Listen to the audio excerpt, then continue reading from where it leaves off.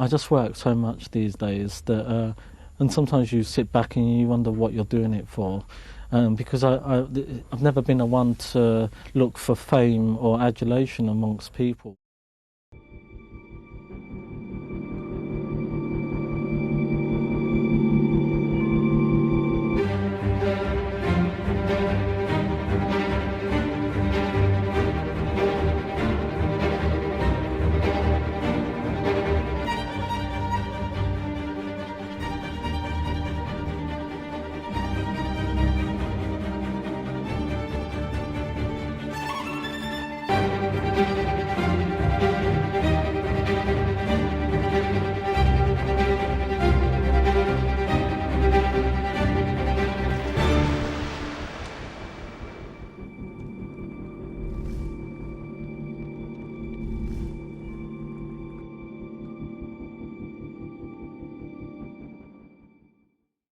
Maybe that's why my work can sometimes come across as aggressive or violent, because today maybe the world to me is a bit violent. One only needed to look at the nature of Alexander Mcqueen's work, the inherent violence and melancholy in every piece, to see there was a deep and permeable wound at the core of this young designer. He put everything into his work, including, it said, his dreams, nightmares and fears. The renegade of British fashion, the late, great Alexander Mcqueen, was more than a designer. He was and still remains a major figure in British culture, redefining the rulebook with his youthful succession and a body of work that were more avant-garde forms of art than works of fashion. Mcqueen defied his East End beginnings, rising to the annals of fashion history by taking his place at the head of Givenchy at just 27 years of age. For years to come, his string of groundbreaking shows for both the French powerhouse and his eponymous label revealed the relentlessness of his imagination and an undeniable talent that took critics by surprise. From his first collection, paid for in doll money, all the way to his multi-million-dollar empire, it was clear people were interested in whatever he was selling, even if it was, at times, controversial. In February of 2010, the rebel designer would shock the world one final time, ending his long-standing battle with depression. Brilliant and controversial British fashion designer Alexander Mcqueen was found dead in his London home Thursday after anguished internet postings that revealed his deep sorrow at the death of his mother. He was 40 years old. Police said his death was not being treated as suspicious. Mcqueen's representatives would not confirm British media reports that he had committed suicide. Millions mourned the loss of his genius, while those closest to him recalled the humble man behind the curtain.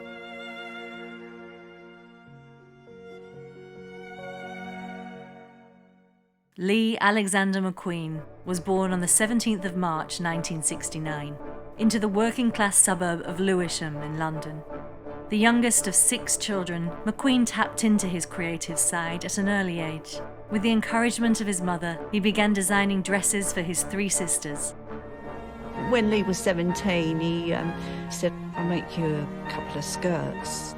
And I've got to say, they fit like a glove. They were so fitted to my body. I couldn't even move my legs hardly.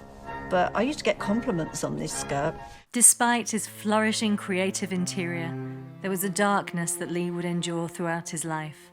At the age of 6, he began to grapple with his homosexuality, but fully embraced it into adulthood. And it's all part of growing up. It's all about sexuality. It's all about puberty. It's all about becoming an adult. And you have to go through these things. Yes, I'm 27 years old, but do you know what I mean? I've been on London's gay scene since I was 15. I've seen it, done it, and bought the T-shirt. So, like... At the age of 9, he became a victim of sexual abuse at the hands of a non-blood relative and witnessed first-hand physical violence against women. We were just in our flat. It was literally just in the middle of the evening. He said, "Oh, by the way, I was abused when I was a child by my brother-in-law." It just came out, and he started crying, and we started talking, and then almost as soon as he'd started telling me all of that, he said, "Oh, anyway, I don't want to talk about that anymore." The stuff that he saw, I mean, the violence against my mum, the abuse he suffered by my dad, and the abuse my mum suffered by her dad, they had that affinity together, you know, they shared that, Lee and my mum. They were both affected by the same person. Mcqueen's early collections, like Highland Rape, delved into the dark territories of violence and sadness, particularly against women, shocking viewers and attracting much criticism. In the 90s, his name was hard to avoid, the subject of tabloid headlines and underground chatter for his compelling and brazen antics. Well, my career started off in Savile Row in a tailoring company called Anderson & Shepherd. You would design the suits for them? No, just make them. I was just a them. bespoke tailor. Right. And I was there for 3 years. Then I went to work into the theatre and film industry, doing the costumes for films. And then worked for a designer called Koji Tetsuno. And then I left England at 20 and went to work for Romeo Gigli in Milan. And then I came back and did a master's degree at St Martin's School of Art in fashion. And then after that, I sort of started doing my own collections, and that was about 4 years ago. Women's wear? Women's wear, yeah. Mcqueen's debut collection in 1992 was bought out in its entirety by none other than Isabella Blow, the then editor of British Vogue and one of the most ostentatious characters in an industry spilling with the eccentric. For Mcqueen, she represented the powerful and successful women he wanted to dress. I really care about a woman's independence, and I like her when she walks into the room. I don't like her to look so naive and so fragile. I like her to look more stronger, that if a man goes up to her, he's got to have real balls to go up to her. I don't like her to look like she could be taken advantage of. Yeah, she's not going to be easily swayed. Or, yeah, exactly. I mean, she's going to stand up. Yeah. And in Mcqueen, Isabella found a kindred spirit, one whose talent for design was perfectly complemented by a sense of promotion and a keen eye for style. Her love of design extended to unearthing new talent, catapulting the career of Mcqueen alongside other contemporaries, from milliner Philip Treacy to model Sophie Dahl. Generating a close relationship, the two would go on to become an inseparable artist and muse combination of the high fashion industry, only to be destroyed by it from within. Ahead of his time, Mcqueen controversially was seen to be gaslighting the industry with his inclusion of non-models onto the runway, from the pregnant to the disabled, showing progressive racial inclusion and even featuring his own patron and muse, Isabella Blow. Blow stole the show in Mcqueen's 1994 autumn-winter catwalk, dubbed Banshee. He also dedicated his 1996 collection, Dante, to her. Designed as a commentary on war and religion, The question was about war and peace through the Middle Ages. Is just, I find that religion is the cause of mostly all the wars in the world. the collection showcased models who strutted down a crucifix catwalk to the sounds of organs clashing with club music and repeated gunfire, with the familiar sounds of missiles sporadically whirring overhead. There were new elements to the Mcqueen's aesthetic that took critics by surprise: maturity, romanticism, elegance.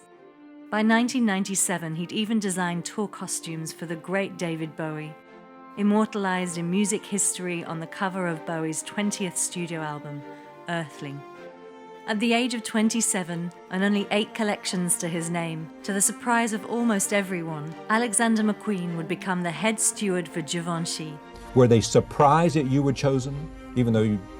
I think they put most people in a coma. It's just, it was bigger than surprise. Yeah, They would say shock, major shock.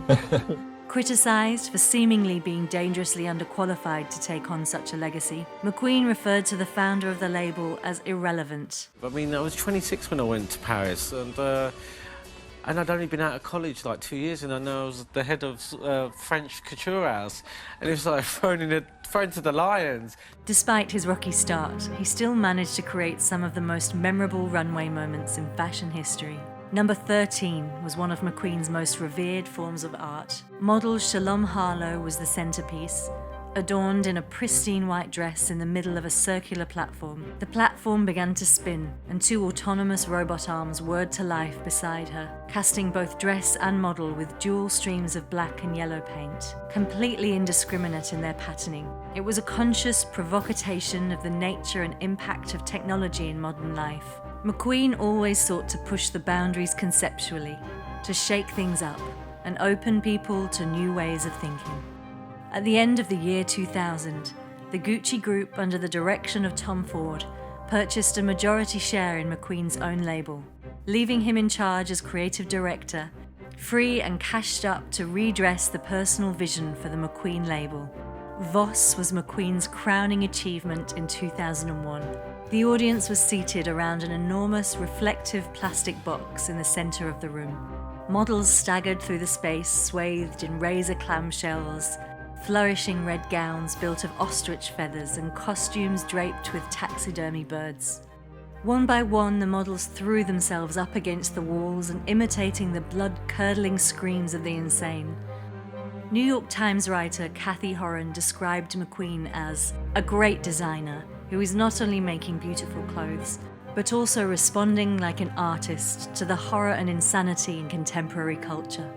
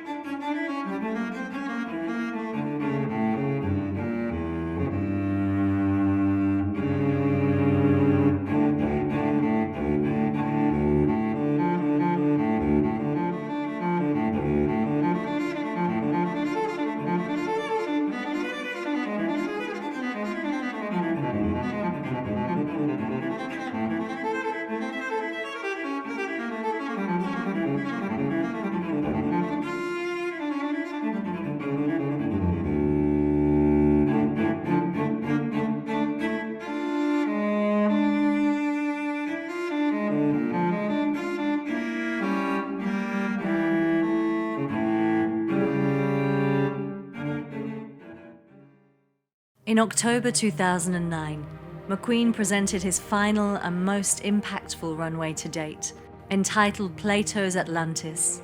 The spring 2010 collection was otherworldly, and most notably famous for its armadillo-esque shoes, worn by the then up-and-coming pop sensation Lady Gaga in her hit music video Bad Influence. The show broke new ground by being the first live-streamed runway facilitated by On-Show Studio, who had preferenced Mcqueen over any other designer to debut the technology. It nearly broke the internet, with the help of Lady Gaga's own followers open to the collaboration, and Mcqueen secured an unprecedented audience for his work. The move birthed a new digital era for commercial fashion and provided Mcqueen with a new platform for his art.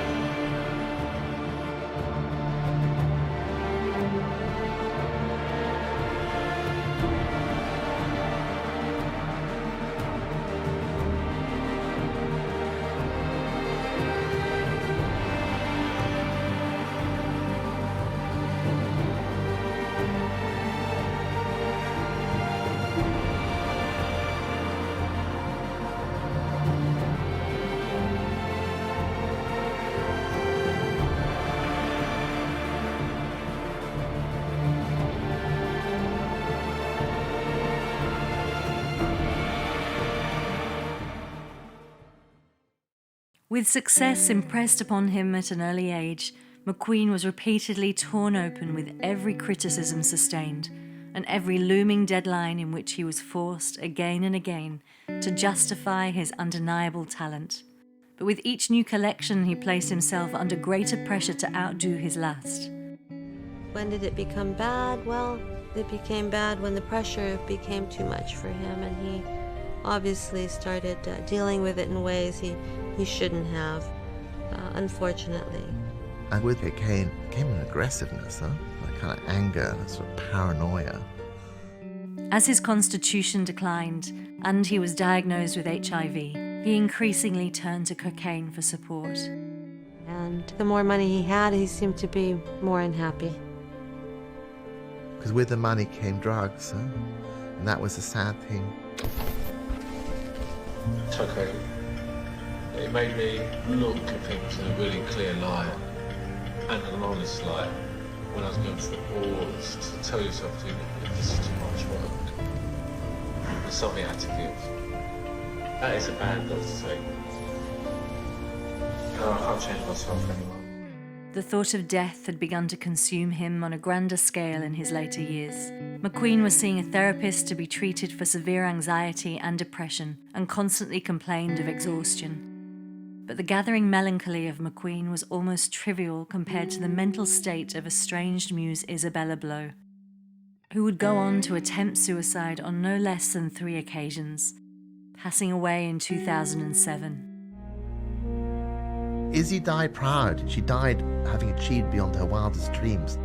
The fact that Izzy went was a huge blow to so many people, including Alexander. A huge blow. Within 3 short years, Mcqueen experienced the devastating loss of the 2 women that supported him most, Isabella and his mother Joyce.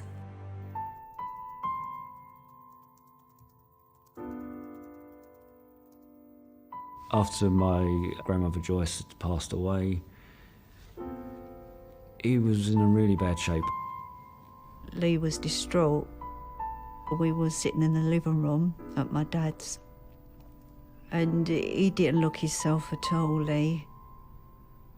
I mean, we was all taking my mum's passing bad, but I think we was all worried about Lee because obviously Mum and Lee idolised my mum.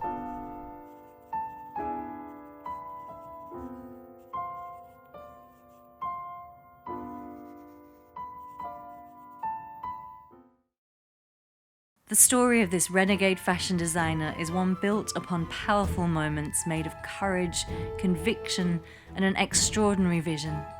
In May 2011, New York's Metropolitan Museum of Art's own Met Ball was perhaps one of the most holistic contributions to reveal the two. The posthumous show entitled Savage Beauty paid tribute to the life and life's work of the late Alexander Mcqueen.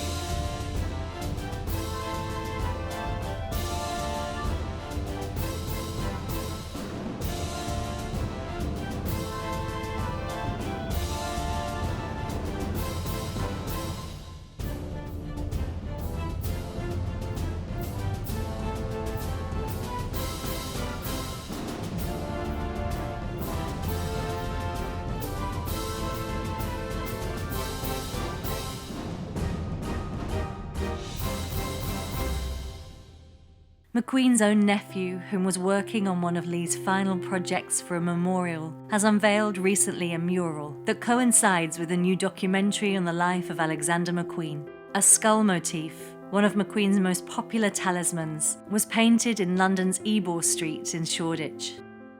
As life went on, the demand for the continuation of his work was seamlessly handled by Mcqueen's right hand in the dressing room, long-term friend and prodigy Sarah Burton. In a new chapter, Burton, a master tailor herself, was handed the reins of the Mcqueen's empire with the freedom to steer its future and give acknowledgement to its past. Burton's own stardom catapulted when the label was selected to dress the Duchess Kate Middleton for her wedding to Prince William in 2011. The royals, along with the world's celebrity, continue to support the label under its new ambassador. Fashion figure Daphne Guinness, a close confidant and champion of Mcqueen himself, praised Burton's composure amidst the impossible task of filling Mcqueen's shoes, noting her skills honed during her years in Lee's company served to make the label stronger in his absence. Burton's 2014 collection for Mcqueen was a stripped-back presentation lacking the ornamentation of previous seasons in favour of a simplistic aesthetic. Each season continues to carve a new moment for Mcqueen, albeit in a much subtler fashion. The latest Resort 2019 collection was a celebration of Victorian heritage, heralding the hallmarks of Mcqueen's signature tailoring, exploring Mcqueen-esque dichotomies from the deeply feminine embroidered lace, white dresses, ruffles and cashmere that are eschewed to the structured leather corsets and signature harnesses. Alexander Mcqueen's death reflected the nature of his work, savage, romantic and steeped in tragedy. But Mcqueen was not without a sense of humour or perspective, leaving us to wonder what could have been. Always been fascination with the Victorian view of death, where they almost, you know, when they used to take pictures of the dead, it's not about brushing under the carpet like we do today. It's about, you know, sort of like celebrating someone's life, and I don't think it's a bad thing. I think it's a very sad thing, about a melancholic thing, but I think it's a very romantic thing because it means an end of a cycle, and everything has an end. And I think the cycle of life is, you know, it is a positive thing because it gives room for new things to come behind you. So.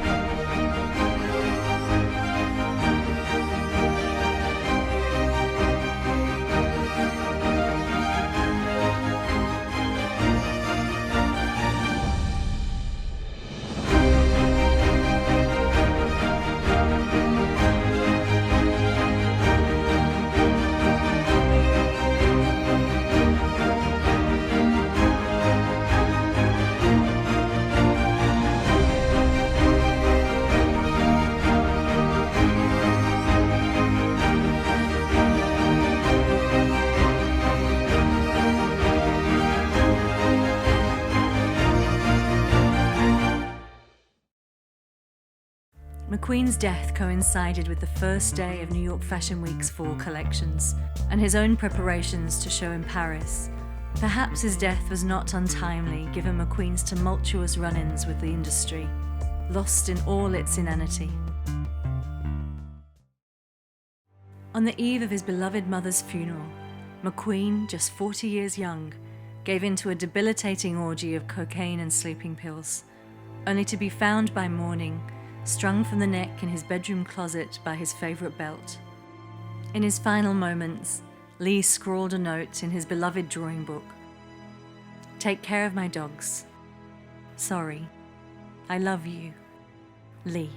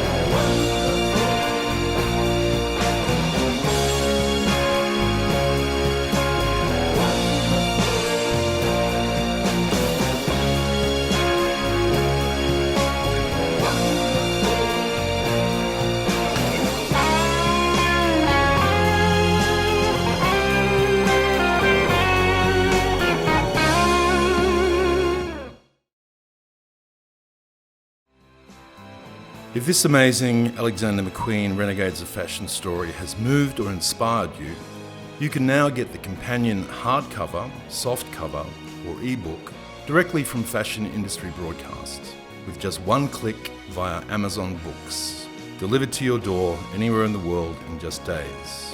Each of our 11 Renegades editions in this collection is a lavish illustrated retrospective of the designer's life's work, lovingly told and displayed in over 400 pages in glorious colour. Hundreds of their runway collections are recorded in lavish detail. You can find the link to the Amazon sales page in the description box below.